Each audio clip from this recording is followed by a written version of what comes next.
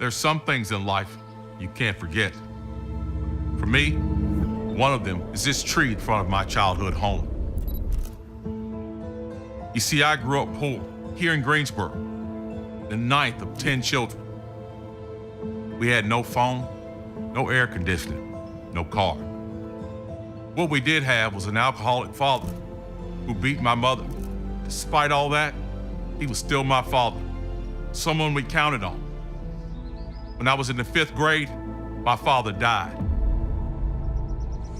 My mother had a choice: kick her feet up and live off the government or get a job.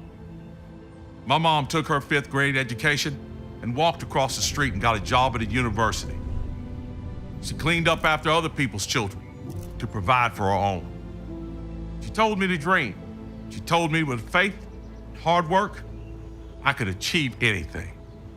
She was so right. History made in the Tar Heel State last night. Who exactly is Lieutenant Governor Mark Robinson? I'm the majority. Robinson, do you swear? I do. I stand before you today as the first black lieutenant governor of North Carolina. Served in the military. I've worked in furniture plants. I've been a general manager for a restaurant chain. And I own a small business with my wife. As a factory worker, I made good money. Until NAFTA hit. I lost my job not once, but twice. My wife and I faced these tough times as we worked to raise a young family with 2 wonderful children. Like so many of you, we know the gnawing feeling you get from worrying about money, how it keeps you up at night as your children sleep. I've lost my car, my home, and was forced into bankruptcy. Like you, I don't need a politician to tell me what to be worried about. It's obvious. We know the price of gas and groceries and childcare is outrageous. We know too many children can't read on a grade level, that they've been failed by an education bureaucracy that's leaving them unprepared for life once they graduate. And sadly, we know our teachers aren't respected and aren't treated or paid as the professionals that they are.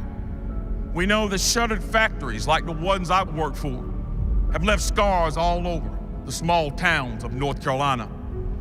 We also know that our police departments are struggling, that they can't fill their ranks because we are demonizing the men and women in blue.